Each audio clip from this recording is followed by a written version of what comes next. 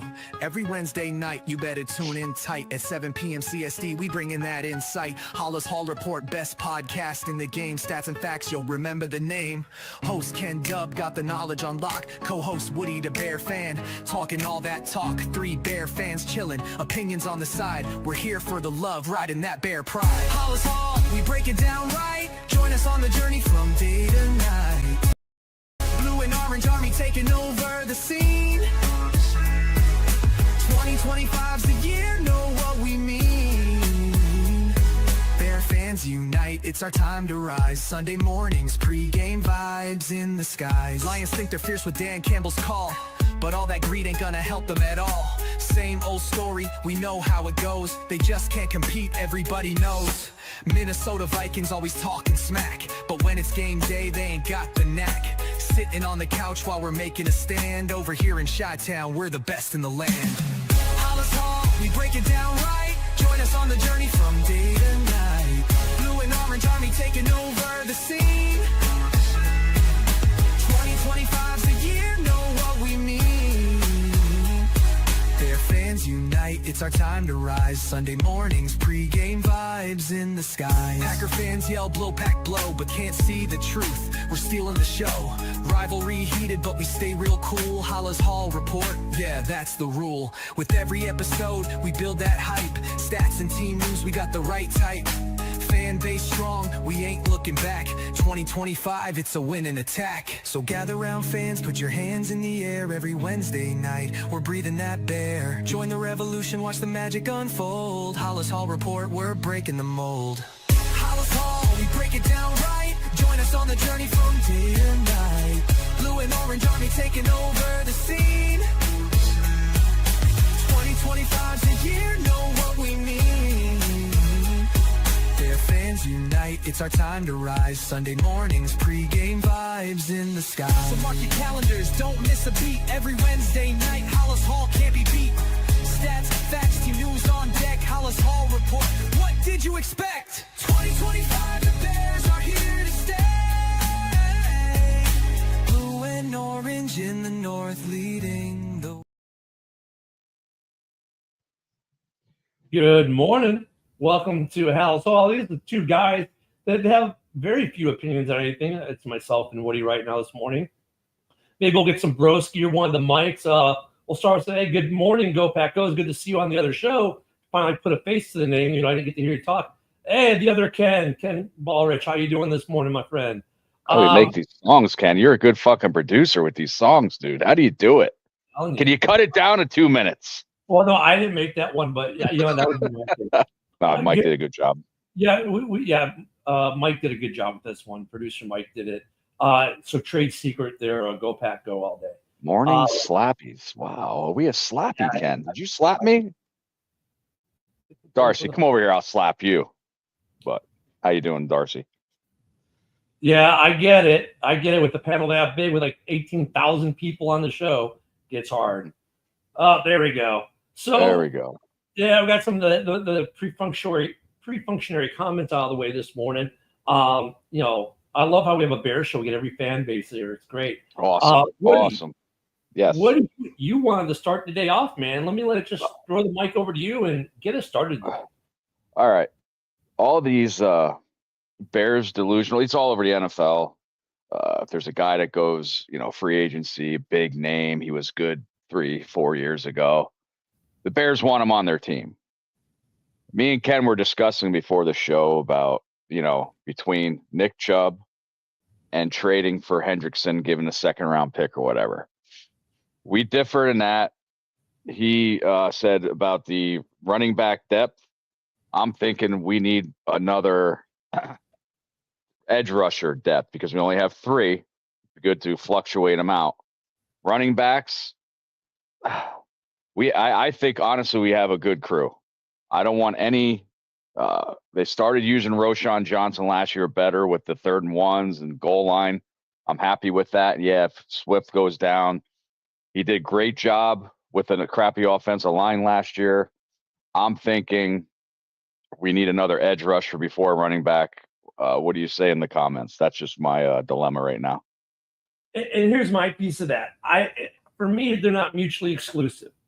So I'm all for signing Nick Chubb if they're getting him at $3 million, which is what the rumor mill tends to believe and what Spotrac thinks his value is. For this year, signing Chubb doesn't change the much. You don't have to restructure any deals. If you make the trade for Hendrickson for this year, you have to restructure a few deals for this year's contract.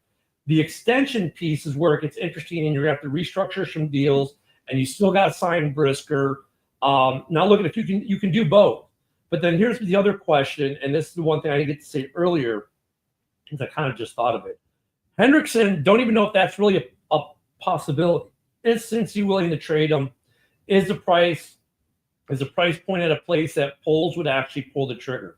So are they asking like for 2 first rounders? And we're like, yeah, no thanks. If it's a second rounder, I think we would do it. Yep. I think contractually we could give him what he wants, given his age, and come to an extension. But I think you could do him and Chubb. You just have to, in both cases, more because of Hendrickson than Chubb, you're going to have to move around contract money. You're going to have to do some restructuring, create cap room. And really, I'm not concerned because like every year we get the same thing. Oh, the Packers don't have money. The Vikings don't have money. The Lions don't have money. Yet every year they find a way to have money. Teams find a way to make that cap work. I don't think you have to do one or the other. I think you could do both if the trade is plausible, if there's a feasible trade to be had. I was surprised that it was Loveland, not that it was a tight end, and I've talked about that. Yep.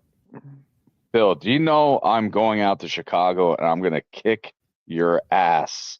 It doesn't matter if I said this on the show, Friday? Resting starters means the whole fucking game. I don't care if Josh Jacobs, again, had -1 carries. He was still in the game. I don't care. It didn't really help anyway because you guys lost the next week. And why are we talking about the Packers game last year at the end of the year when we're talking about players we're looking to add this year? Because I said about resting starters and stuff. Whatever. Tell us how games didn't matter, the games they lost, and when they win, they all matter. Don't care. We're looking towards the season and some guys that we still might add to this roster. I liked Hampton. I thought we would have got a second round, but he was gone before we came around in the second round. I think he was gone. I would have took him before Genty. Honestly. Yeah, Hampton was gone before the Bears got. Yep, there you go, GPG. Yeah, he was gone before the Bears got an opportunity. I liked Hampton. I would like to see the Bears draft him. I think a running back. I like Swift. I like Rojo. Mwangi I like because of what he did in college and 0 fumbles in college, straight up the middle kind of guy. Shitty conference though, but you know me. Yeah, there's that. I think there's something to work with there. For me, Travis Homer is not a bad back, but he's more of a special teams guy. And I like Wheeler. Yeah, like every other fan, the heartstrings pull. You like the kid. He showed some capability before he got injured, but I don't know if he's going to translate to the NFL as far as a back we can count on consistently. I think his role may end up being more of a special teams kind of guy. I mean, look at if let's say we sign Chubb and he's 50 to 75% of what he was, that's what we need, right? I mean, that's what we need as far as a running back. He doesn't have. He's not. Look, we're not. If we sign Chubb, he's not coming in to be RB1. Right, especially with this system that Ben Johnson. It's a 2 running back system, but you figure he's going to split time with Rojo because they're the same type of runner. I don't need him every down, which is going to extend his playing life, which might be good for him because now, if you think about, especially later in the season, he's healthy. Maybe he breaks off more biggies, right? It might prolong his career a little bit. Someone said to me the other day, he's like the Frank Gore of this generation. Maybe he is. He hasn't proven that yet, but I don't need him to be RB1. I need him to be split in time, and if he's even half to 3/4 of what he was, then he helps this team. But you don't know how he's going to be after an injury. that he just had. Like, even if he's below that, I mean, it's going to be a bad choice. It's just me. That's I what don't. he's. I wouldn't sign a player that just had a major injury on a different team and sign him the next year. He's low risk, high reward though, as far as the money aspect. As far as the roster spot, I get what you're saying. Well, how do you expect? Well, I know how to spell, but I can do that. Oh, Bill, and when I go out there, Jody wants special Wisconsin edibles. No edibles. Yeah, it's gonna be a good time. Yeah, the old line, I have a wait and see approach. I mean, they invested heavily financially into it. So I mean, there's been another year of lots of big changes. Last year, the hype train ran away, and it started well. 4-2 were like, okay, wow, there's something to this, and then like I Hail said, Mary. They found new and interesting ways to lose games last year. God, Bill's not giving autographs. Oh man, he's the best. No edibles.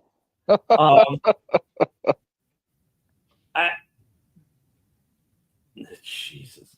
I'm cautiously optimistic when it comes to the O-line. But look, I think if you had Chubb and he's healthy, then that helps it. I think, Loveland, I get why Go Pack Go doesn't like the Loveland pick. I think if he went tight end, I think he was thinking, well, maybe not Loveland, but the other guy. Warren, yeah. But I think Loveland fits Ben Johnson more. It's one of those. They say Loveland's the better receiving tight end. If you look at his Warren's stats from last year, it seems like that's the only Penn State offensive player they had. Go ahead, take a look at his stats last year on Penn State. But they say that Tyler Warren's the better all-around tight end, so we'll see. Yeah, I mean, we'll see how that works out. I think that, once again, Ben Johnson likes to run two tight ends, like he likes to run two backs. I think he fits. I think it's one of those the Bears drafted for scheme and how he would fit the system versus he's the best tight end in the country from college.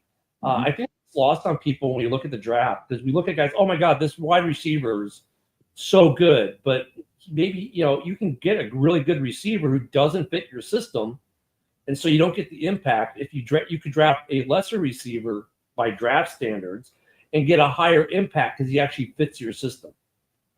And yeah, I would agree with this comment right here, Woody. I think you would too. Well, all I have to say is we'll see. We had coordinators be head coaches, Matt Nagy, that sucked. So Nagy hopefully, wasn't bad though in year one. In year two, he was okay, but by year three, it was like he got stale. It's like it was almost like he had cement shoes on and refused to move. Like he just stopped innovating. He stopped, like, either the league figured him out or he stopped trying to change. What was the first time we had a head coach come to us and he brought a couple head coaches with him? When was the last time that ever happened? This coaching staff is kind of ridiculous. The enemy's the running backs coach. We've got the JMO Whisperer is now our wide receiver coach, Randall Antoine L. We got a good DC, and that was my thing with if we were going to get an offensive-minded head coach, I wanted to make sure we hired a good DC, and we've hired a proven good DC. So right now I'm happy. But I remind us of a different situation where we had Lovie Smith, great defensive head coach, and we're like, okay, he needs a good OC. And he goes out and gets Mike Martz, who's the architect of the greatest show on turf. Everyone said, hey, Mike Martz was a great OC, greatest show on turf. Look at all that. And when Mike Martz came to Chicago, he fell flat. His offense didn't work here. So I just hope, this isn't that situation defensively, that the defense works, that the DC works. It's a hard thing. And then here's the problem. When you do get it to work, what happens? You lose your DC because someone's going to snag him up for a head coach, and now you got to find another one. So we hope they have mediocre coaches. Yeah, So you nobody know, wants you want to be successful, just not overly successful, right? Yeah, right. Can the offensive line protect Caleb? Can the offensive line create gaps for running backs? Will the wide receivers have more chemistry with Caleb? All three phenomenal questions from Go Pack Go. I Mm. really, I mean, it's not. Let me look at the second question because I think that one there's a point missing to that. It's not creating the gaps for the running back. It is for running down the middle, but can they steal the edge for Swift? Because that's when Swift is dangerous. If they can get him outside, right, and steal the edge, that's where Swift can kill teams and be a game wrecker.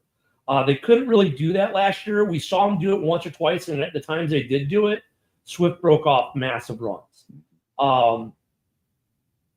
Good questions, and the chemistry with Caleb. I think in year two, you'd assume, Woody, that gets better. Well, the chemistry would be better. I say on paper right now, our offensive line's better. So that's all we can say right now. We'll see when it comes to. I just want to stay healthy for training camp and preseason. Then we'll know. And really, week 1 and week 2, big games in the division. But my God, it's still like preseason because the starters don't play at all.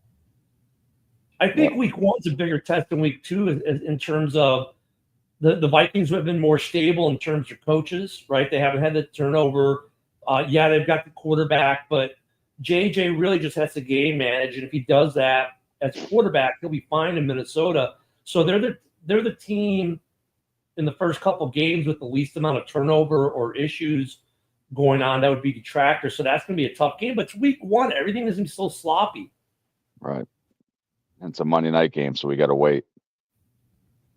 Oh, yeah, for me, I have 2 things that are biggest question mark. Offensive line, and this might be a surprise, but I'm going to say it. The new coaching.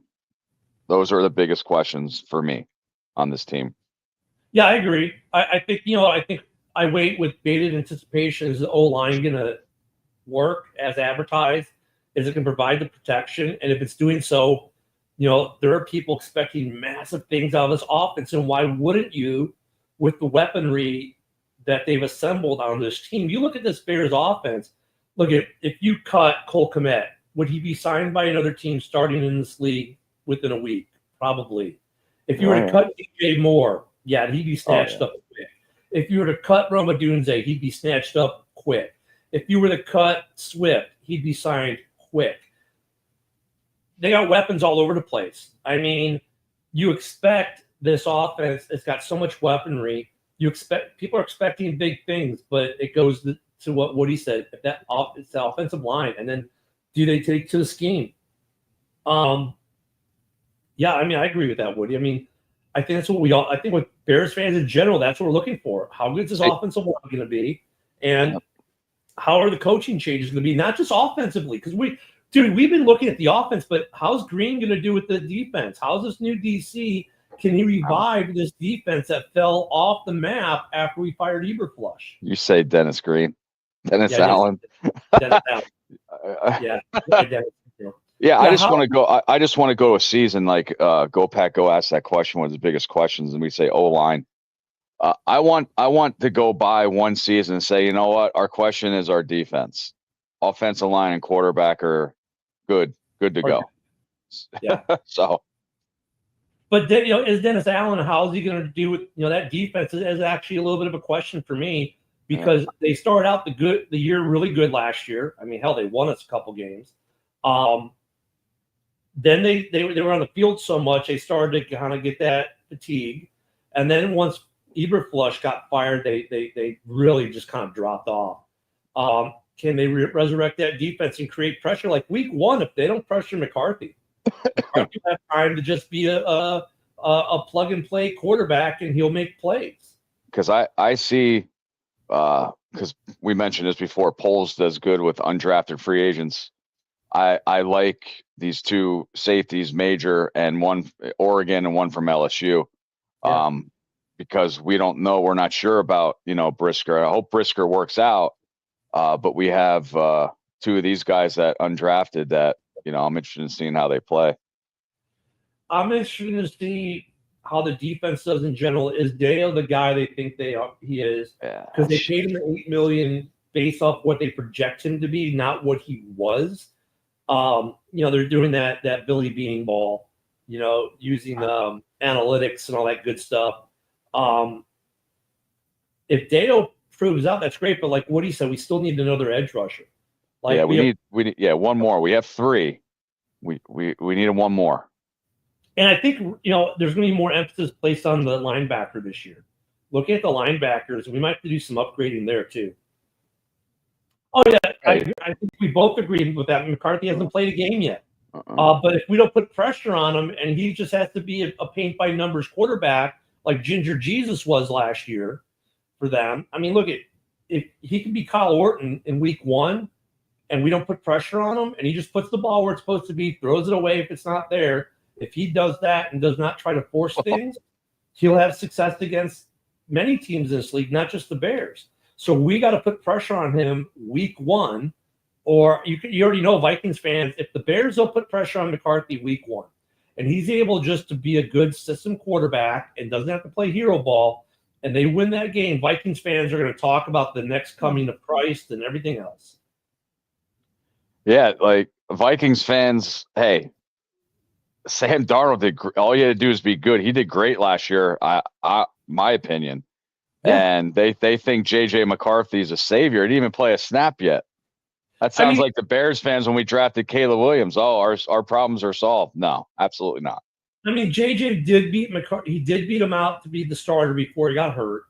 Once again, with that offense and that coaching they've got there, they don't ask him to do much. Just put the ball where we tell you. And if it's not there, throw it away. And if he does that and does not try to force things and does not try to create things that aren't there, he will be successful in that offense. He doesn't have to. And he's a mobile quarterback. If you go back to his college years, he's a little mobile. Yep. He's not Justin Fields mobile, but he's mobile. Oh no! I don't think anybody was like that. I'm in Lamar. Him and Lamar, and that's about it. But no, I mean, so for the Bears, I really want to see that offensive line, what it looks like. And here's the thing. I'm going to try my best, Woody, to reserve judgment till the bye week, really.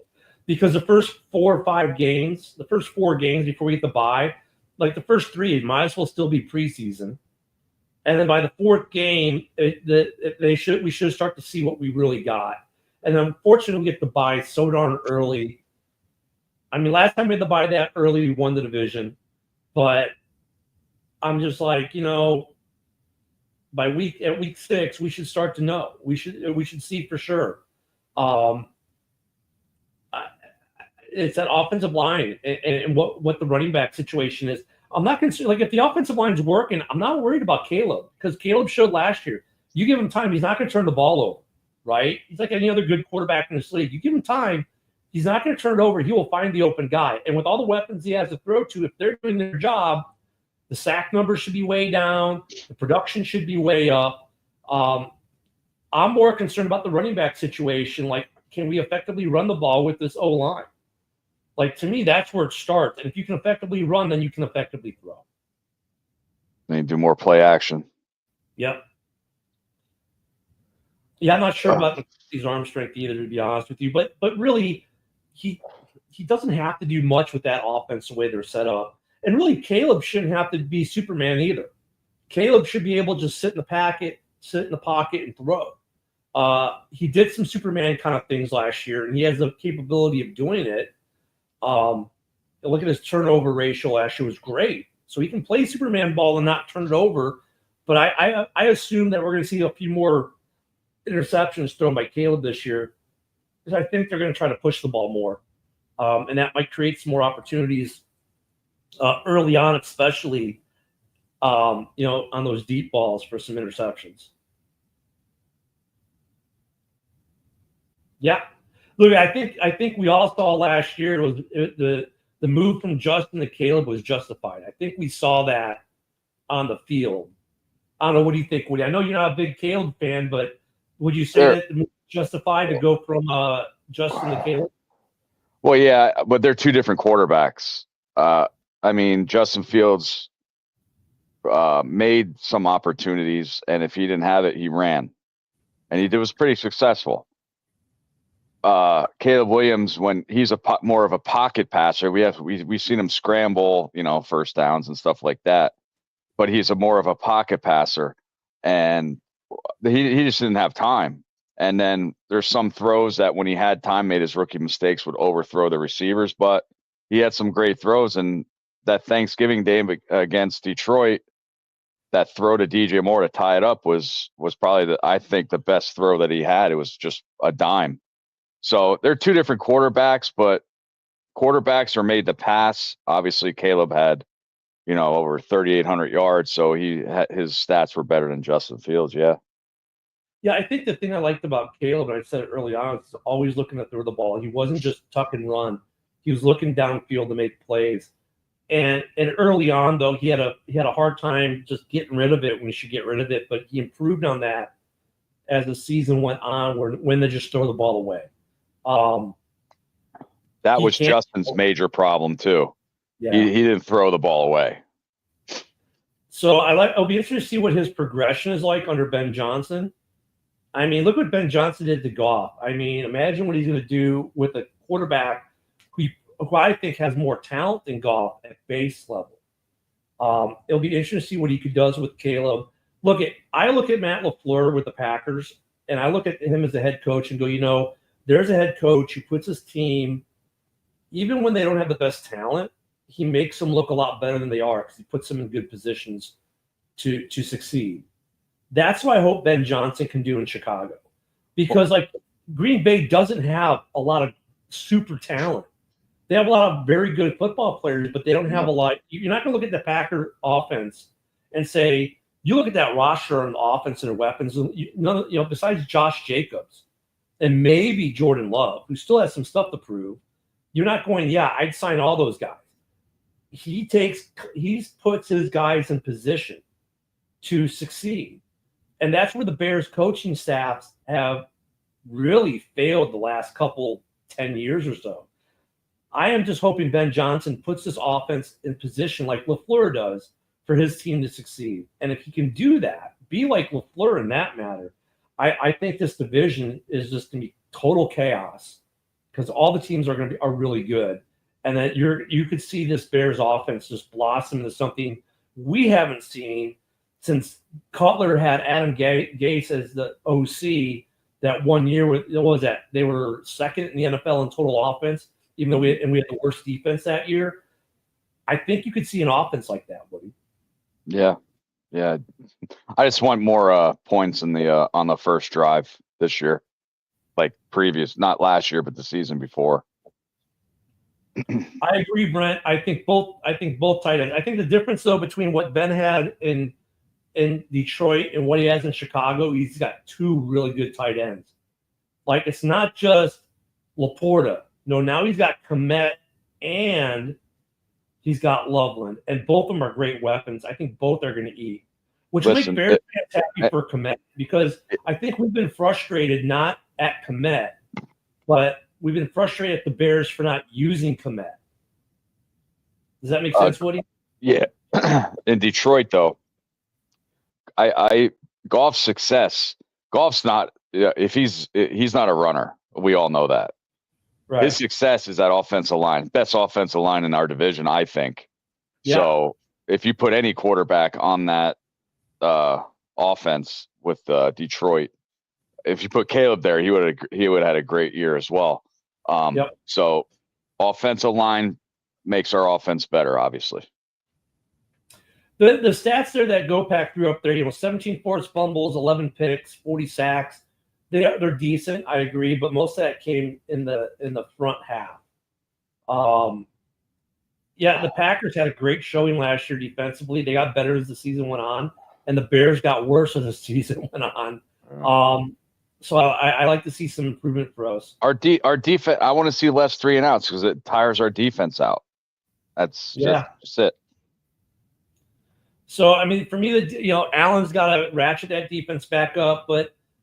Brent, I think I like what you said, though, about Loveland. I think, like I said, for Bears fans, we're hoping this is the year that Cole Kmet, we use him.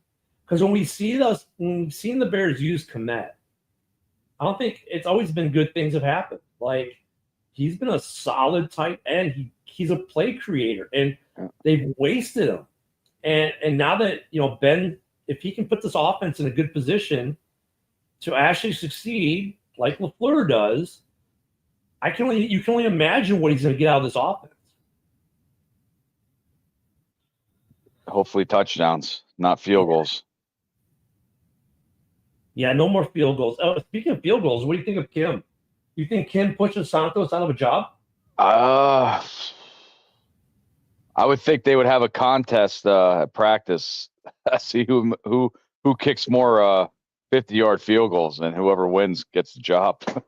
That's our big. That's our big thing as well. Is that if we get down to like the 35-yard line and a 50-yard field goal, the offense is thinking about it. What should we do? Punt or what? Santos is clutch. Well, look at week 2 last year, right? We lose week 2 to the Texans. Hey, good morning, Yoli. Yoli. We lose week 2 because they had a field goal kicker that knocked out 3 field goals from 55 yards plus. When we were in that situation, we would have to punt, and they were putting points on the board. That's why we lose to the Texans in week 2, really. That's the story of that game is the field goal kicking, and we couldn't kick them long, and they could. And I love Santos, 48 and below, automatic.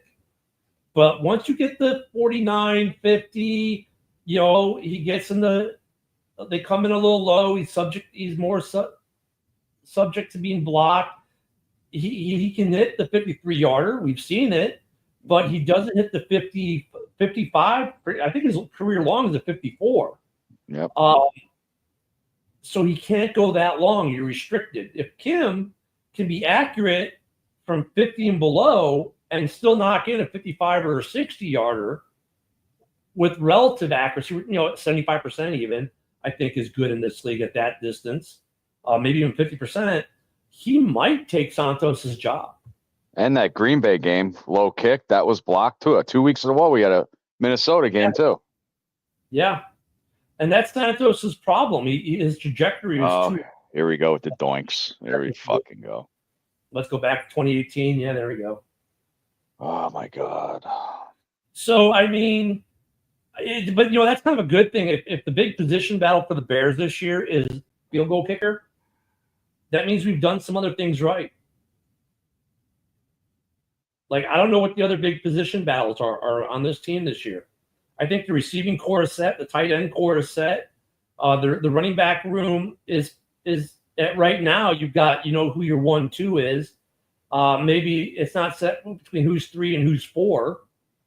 There's a 7th rounder or a guy like Homer or Wheeler. Where those 3 go. But I think your starters are pretty much set across the board in Chicago. Where your biggest position battle might be field goal kicker or safety. The safety. It depends on Brisker. See how healthy he is.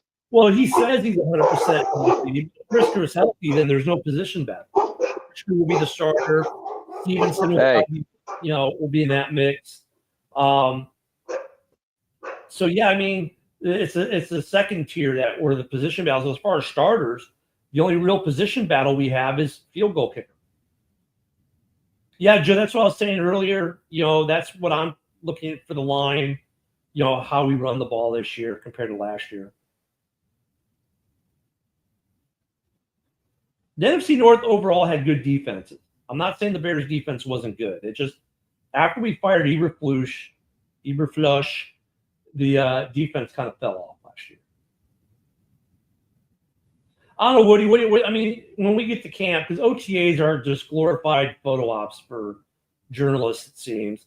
What are you looking for? As far as between now and the start of season, like I know you want an edge rusher. If we could add a solid running back, I think that'd be good too.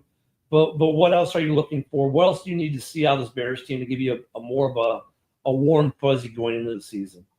My question on defense is they did sign TJ Edwards, extended him. I want to see if this puts a fire in Tremaine Edmonds' ass because he might not be on the team next year. Who knows? He had some interceptions here and there, but he's not up like he was in Buffalo.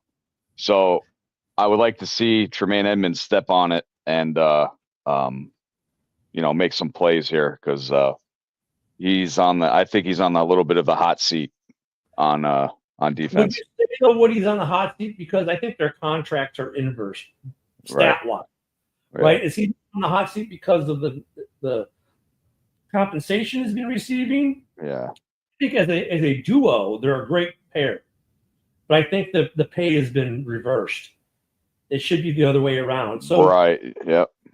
I mean, that's. Do you think that maybe he doesn't get the massive payday he had before, but stays in Chicago at a lesser rate because we like him as a player, but it's like, dude, I can't pay you more than your mate who's putting up a lot better numbers than you, but the two of you together are really good. How do you justify paying him more? I just don't know. I was very, very shocked that TJ got what he got, and Jermaine's just like laughing, like, hey, but on the back of his head saying, hey, I better step up. So. And of course, we got the third linebacker slots a little bit open, actually. That one is a little bit open. That is going to be a position battle at camp right now. Go Pack Go says, can the NFC North teams beat the Eagles and the Commanders? I think the answer to that is yes. I think we can beat any team. I think this division, all four teams have the capability of beating any team on the schedule. And I said this last year when I looked at the schedules. There aren't any games on any of these teams of the schedules in the North where I go, yeah, they're going to get wiped. Like, we're going to be competitive in all the games. I think we have some tough games. Like, is Baltimore an easy game? Hell no. That's a really hard game for all of our teams. But are all four teams in the North capable of beating the Ravens? Yeah, I think so. Are all four teams capable of beating the Eagles? Yeah. The Commanders for sure. Remember, the Commanders beat the Bears on a Hail freaking Mary, a total luck play last year. The Bears won that game. It took a luck play for them to win. So, yeah, I think NFC North teams can compete against the NFC East and the AFC North. And I think those fan bases are looking at their schedule going, crap, we got to hit the NFC North. Just like we're saying, crap, we got to hit the NFC East and the AFC North. I think they're saying the same thing about us. What do you think, Woody? I know what Eagles fans are saying. Fuck them. That's going to be I don't remember the last time, we beat Philly in Philly. They're just tough. On a Black Friday in Philly. Last time I went there, they lost 55-10 on a Sunday night game. I think obviously the Eagles are going to be the toughest game that we have. Washington, does Jaden Daniels, still have his successful season? Cowboys, I'll be there week 3. Is Pickens the answer? They still have no running game, but they still have Micah Parsons. And Giants I'm thinking they have the number 1 defensive line in the league. So that's why they play the games on Sunday. We never know. Yeah, I think as a Bears fan, I've got some things to be optimistic about, because of the changes. Like I said, for Ben Johnson, I don't know what success looks like for us this year. Maybe 9 wins or a playoff appearance that would be successful. I don't think he has to reinvent the wheel when it comes in terms of Chicago. I think he just needs to do what Matt LaFleur does in Green Bay: put this team in a position to succeed. Call the right plays to the strengths of this team. And I love his answer when they first talked to him about the playbook. And he said, look, I'm going to design the playbook based on Caleb and based on what we have on this team. I'm not going to use the playbook I had in Detroit. It was a different team with different players with different capabilities. I like that he's designing a playbook with these players in mind. So it'll be interesting to see how good of an offensive mind he really is now that he has to create a new playbook for a different set of players and how well that translates. If he can just do what Matt LaFleur is not like.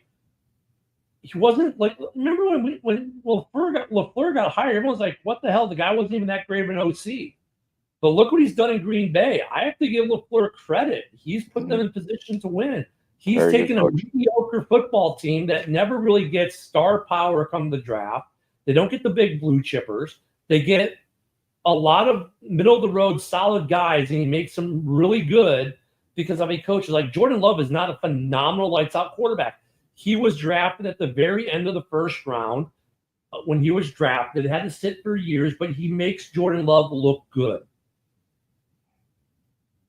So what can Ben Johnson replicate that in Chicago to a degree? We'll find out. We'll find out. Well, I mean, okay, yeah, sure. But ask yourself this question, though. Does Green Bay have the record they have since he's been head coach? If anyone else is a head coach there with the player personnel they got, I think he will be right higher. Yeah, he brought the youngest team ever to win a playoff game. Yeah, must be done something right. He puts his team in position. He may be conservative at times, but he also knows his limitations. Mm-hmm. So I have to give Green Bay credit there. I hate to give him credit, but we have to give him credit. Look, Matt LaFleur's a great coach. I respect him. Absolutely. He was great. And like for him, he's got questions right now. Is Jordan Love really the guy? When you look at Jordan Love, he's had really one half of one season that was really good, and the rest is kind of a mixed bag. And so this is a big year for them. They finally go out, do something they haven't done in over 2 decades, draft a receiver in the first round. They've got a good running back. They've got a pretty decent O-line. What's Love going to do? What are they going to do this year? I think they're going to be a pretty good team.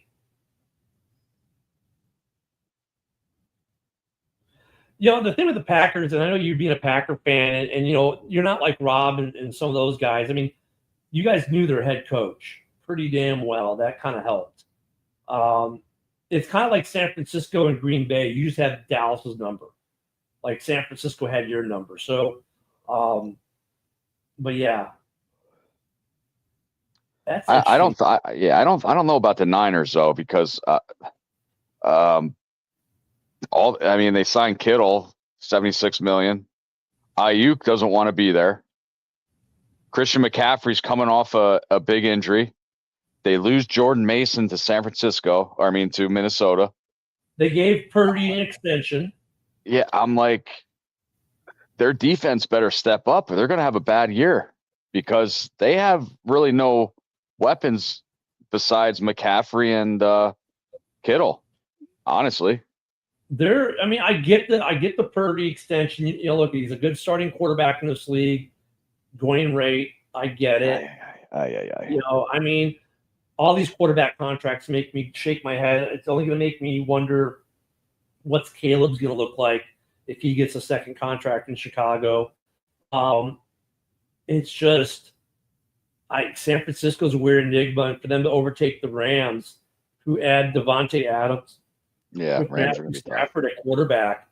You gave Stafford a legit receiver, and they already have Puka.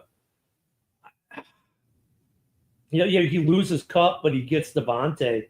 I like the Rams in that division. I really do. Yeah, absolutely. Yep. Absolutely. Well, that's cool.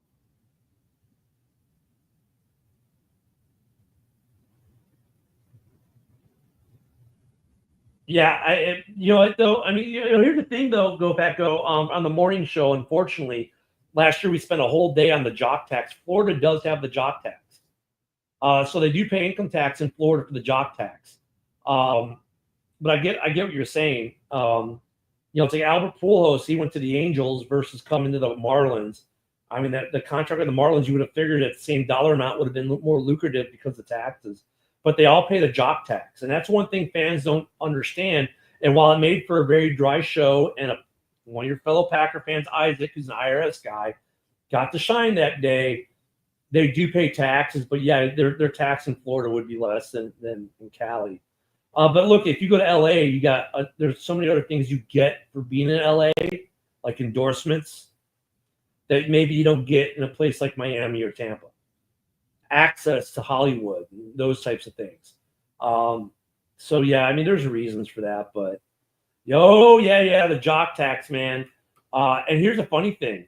So let's say you play, not to get too much into it because we don't have that much time and I want to bore you to death, but let's say you play for the Buccaneers and you go to Chicago week whatever. You pay taxes in Chicago for that game check.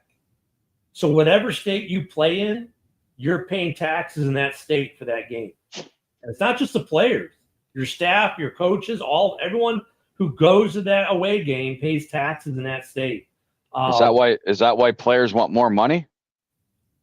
Some of that maybe, yeah.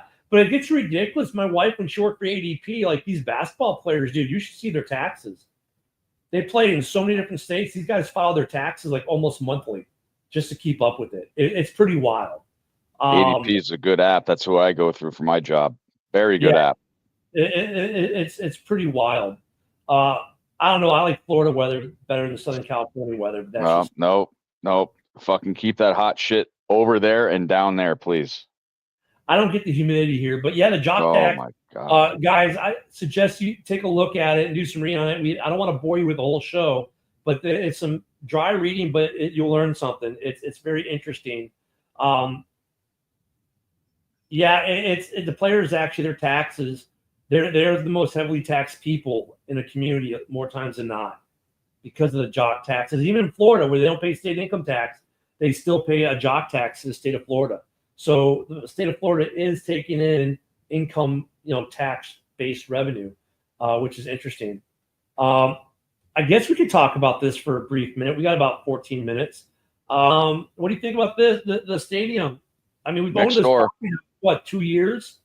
And they still haven't decided where they're going to build 2 years after they buy Arlington. But it looks like it might be Arlington. What do you think? I'll say it again. I talked to one of the builders.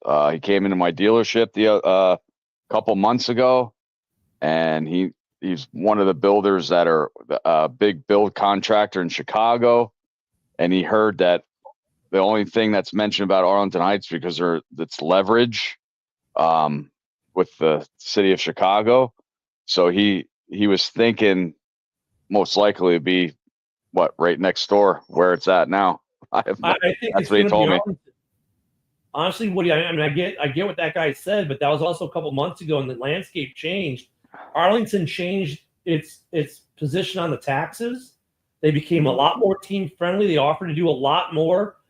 I get the leverage part 100% because they own the property, right? They'll own the stadium. They're not beholden to the city of Chicago if they do it. Now, it was great leverage. I think at the end of the day, that leverage is becoming the answer. Like, for me personally, I want them in Arlington. Why? Because the team owns the land. They own the stadium. They're going to generate revenue off of so much there between WrestleManias and monster truck pulls and concerts and whatever else, Final Fours, all that kind of good stuff. Plus, they're going to do that whole football village. So there's going to be the shops, the hotels. I think it's a win-win. And really, the city of Chicago doesn't really lose. Cook County, still going to be in Cook County, so the county's going to win either way. The city's still going to get tourism based off the Bears. They're going to just lose those game day checks. So I think it's a much better. The new stadium, no matter where they build, it's going to be better than the old one. But I think that that being in Arlington Heights is a plus, and it's going to be an indoor. It's going to be an indoor. We've already seen the mock-ups of it. Go Pack. It's going to be. All the teams now in the NFL are building dome stadiums. Why? Well, one, they can use natural grass in them now, whereas before they really couldn't. But now look at Allegiant. That's a natural grass playing field for the Raiders. They have these systems now where they bring in the grass for every game. So that's the other. And two, because of that, now they can do things like host wrestling, host basketball, host all these other things they couldn't do before in open air stadiums. And weather becomes a less of a negative impact on the game. Now they can host a Super Bowl. Why? Because the playing conditions are going to be perfect. Well, I want to ask Go Pack Go this because I heard that. Well, first of all, where in Wisconsin? I don't know. I haven't been there. They would build a new stadium, But if they would go to regular seats instead of bench seats, they're going to be losing about 10,000 seats. I mean, yeah, the Bill Stadium I think might be open air still, but Cleveland's going to a dome with their new stadium, right? I think Jacksonville is staying open air, but it's Florida. Green Bay will never. I don't think it's like the Cubs moving out of Wrigley. It's never going to happen. I agree though. Yeah, I don't know if they get more people in because it's the type of scene they have, but at some point, Green Bay is going to feel some pressure to do something with that stadium. Mm-hmm. Who was it who called it the worst playing surface in the league? It wasn't Brisker. It was Kyle Gordon. Kyle Gordon said it's the worst field in the league. That's basically just a mud pit when it rains. That's what he said about Green Bay. So I guess he didn't ever play at the Vet or Soldier Field's old grass. He said Soldier Field's has gotten much better since he got there, but he hated. I forgot what podcast is in, but the quote was Green Bay had the worst playing conditions in the NFL, which is interesting. But all these indoor stadiums are going to natural grass; they're not all artificial.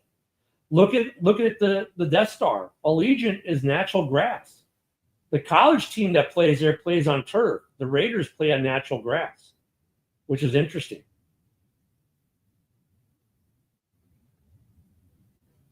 Yeah, kind of like it'd be a tray system, I believe, Brent. That's what they're talking about, and I think the Bears would keep real grass with the new stadium, and even like really, if you think about Detroit, the systems are so good now they can grow the natural grass in a dome stadium. So Atlanta does that.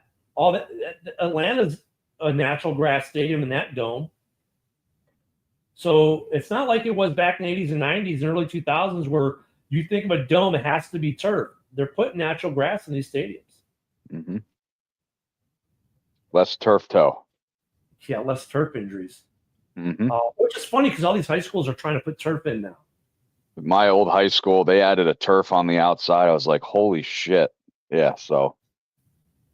I prefer the grass as well, natural grass. I think the Bears going to Arlington makes sense, though. I mean, look at 80% of the season ticket holders live in the northwest suburbs.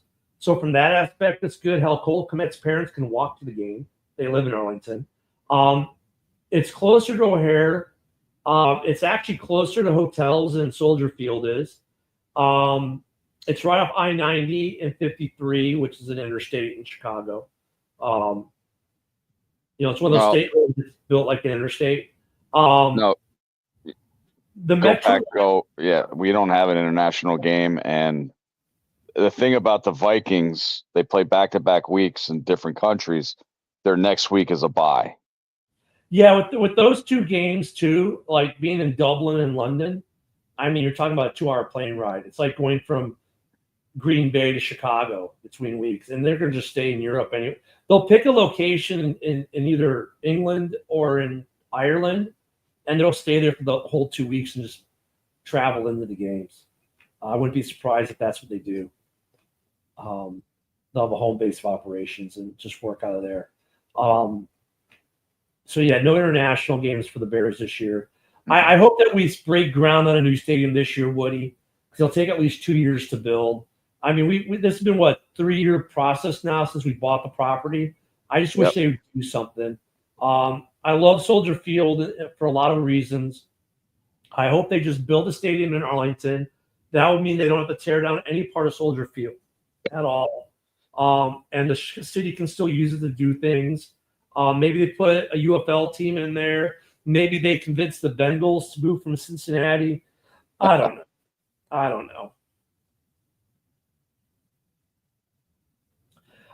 Yeah, but they'll be there for 2 weeks, though. So, maybe for the first game, but not as much for the second game because it's the same time zone. It'll be the same time zone for them. So, week 1, they'll have the same problem as whoever they're facing in week 1, but week 2, they probably have a little bit of an advantage because they've already been over there for a week or 2 weeks. So, they'll have a little bit of an advantage. And then they come home with the bye. I think that they'll be fine.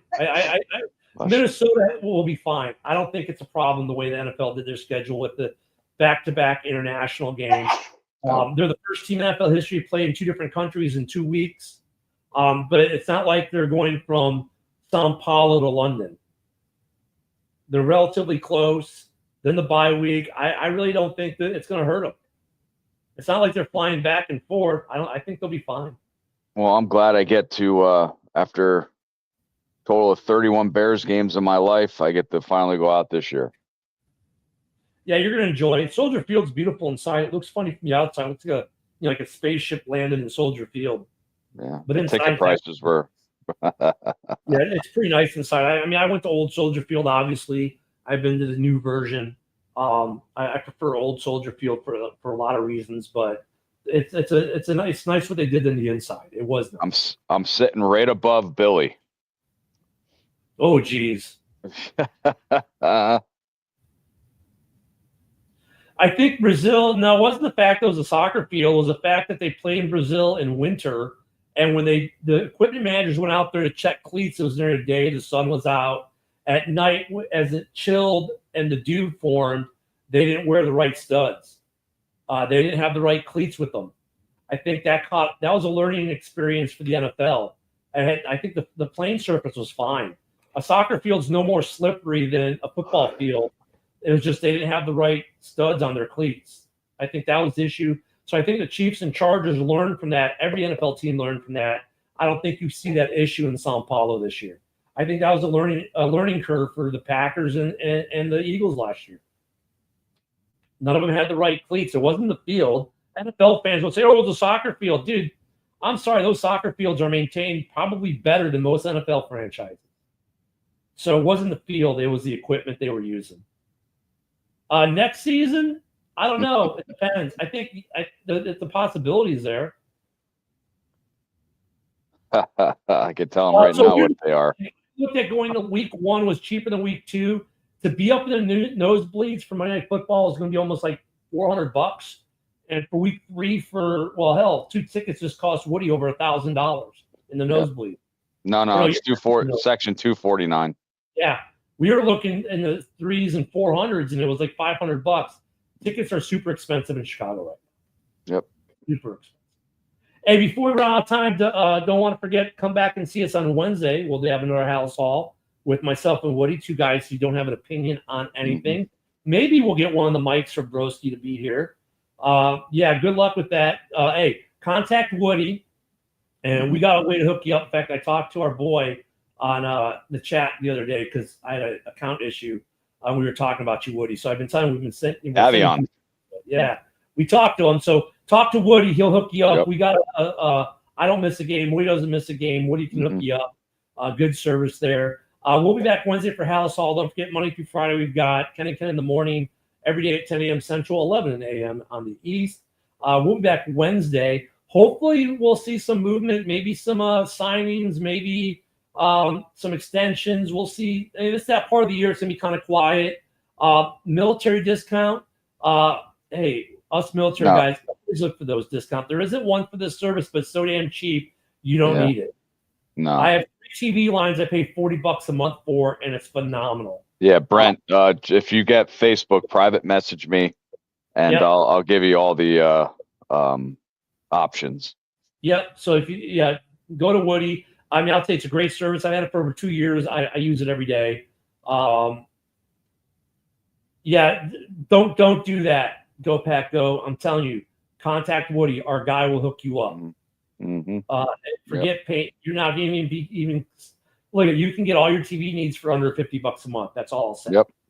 And everything. I get every sporting event known to man. And it's legal. And it's legal. And we'll get you hooked up. Great way to watch the Bears, the Vikings, the Packers, whoever you watch. So don't forget to enjoy. How do you contact Woody? Woody, give him your Facebook profile so I can get you, or you can contact me and I can contact you to Woody. At Ken the Bear Fan on X, or you can go to Woody on Facebook. Yep, Woody Bear Down is my page, or Woody Frank Gangemi is my profile. Yep, or go to Mike the Bear Fan and put a message on there, and we'll get to you that way. If you're watching on Mike the Bear Fan. But yeah, get in contact with Woody. Everyone, have a great Memorial Day. Please remember those who never made it home, who paid the ultimate price so we could do stuff like this and the stuff we love every day. Have a great Memorial Day weekend, remembering the fallen. And we will see you right back here on Monday, Ken and Ken in the morning, and next Wednesday for another House Hall Report. Thanks, everyone. Have a great day. Bear down.